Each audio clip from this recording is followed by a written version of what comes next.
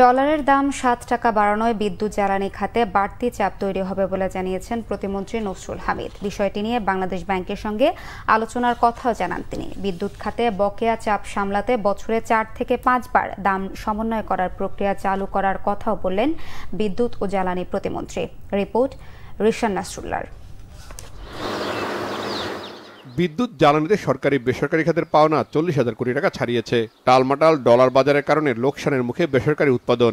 এমন পরিস্থিতিতে ডলারের দাম ৭ টাকা বাড়িয়েছে কেন্দ্রীয় ব্যাংক। এর ফলে জ্বালানি আমদানি ও উৎপাদন খাতে খরচ বেড়ে বিদ্যুৎ জ্বালানিতে আর্থিক ঝুঁকি বাড়বে বলে আশঙ্কা বিদ্যুৎ ও জ্বালানি প্রতিমন্ত্রীর। এটা ভালো প্রশ্ন। আমি মনে করি যে খুবই চাপ সৃষ্টি করবে, কারণ আমরা তো ১১০ টাকা দরে দিচ্ছিলাম, এখন ৬০ টাকা বেড়ে গেছে।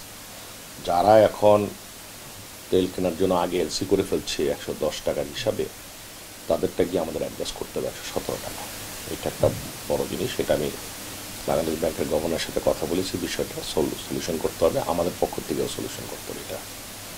আর দ্বিতীয় কথা হলো, এখন তো নির্ধারিত হয়েছে ডলার, উপায় নাই, সেই জায়গাটা আমাদের ব্যবস্থা করতে হবে।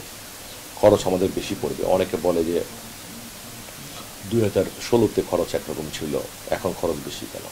মাথার মধ্যে এতটুকু নাই যে ২০০০ ওই সময়ে ডলারের দাম কত ছিল, ৮০ টাকা, আর এখন কত দাম। এখন এই ডলারের অ্যাডজাস্টমেন্টের জন্য তাদেরকে যখন আমরা বাংলা টাকা দিই, তারা তখন তাদের ব্যাংকে এটা পেশ করে তারা ডলার দিয়ে বিদেশে পাঠায়। আমাদের দেশে আইনই আছে।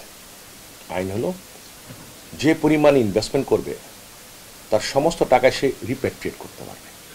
ইনভেস্টমেন্টে আমাদের একটা আইন আছে, তার সম্পূর্ণ পরিমাণ তার খরচের টাকা সে রিপ্যাট্রিয়েট করতে পারবে, ইভেন কি তার লাভের অংশ রিপ্যাট্রিয়েট করতে পারবে। এটা আমাদের ইনভেস্টমেন্টের লয়ে আমাদের বলা আছে। তো সেই সুযোগ তো আমাদের দিতে হচ্ছে তাদেরকে, নাহলে তো তারা ইনভেস্টমেন্ট করবে না। আন্তর্জাতিক বাজারের সাথে সমন্বয় করে জ্বালানি তেলের দাম প্রতি মাসেই কমানো বাড়ানোর প্রক্রিয়া চালু রয়েছে। প্রতিমন্ত্রী জানান, বিদ্যুৎ খাতেও বছরে কয়েক দফায় দাম সমন্বয়ের পরিকল্পনা রয়েছে সরকারের। আমাদের মেইন যুক্তি হলো বকেয়া পেমেন্ট করা। গ্যাস বিদ্যুতের এটা সমন্বয় চলমান, প্রাইস এখন অ্যাডজাস্টমেন্টে থাকবে সবসময়, প্রতি মাসে বাড়বে কমবে। এটা হলো তেলের ব্যাপারে। আর বিদ্যুতের ব্যাপারে আমরা সমন্বয় করব। ডলারের দাম বৃদ্ধি হয়েছে, আমাদের ভর্তুকির অ্যাডজাস্টমেন্ট আছে, এগুলি করতে গিয়ে আমরা বছরে বিদ্যুতের প্রাইস অ্যাডজাস্টমেন্ট প্রায় ৪ থেকে ৫ বারের মতো করব। তাপমাত্রা বাড়লেও বিদ্যুৎ সরবরাহ স্বাভাবিক রাখতে উৎপাদন ও সঞ্চালন ব্যবস্থাপনায় বাড়তি নজর দেওয়া হচ্ছে বলেও জানান প্রতিমন্ত্রী নসরুল হামিদ। যেটা আমাদের রিশান নাসরুল্লাহ, বাংলাভিশন, ঢাকা।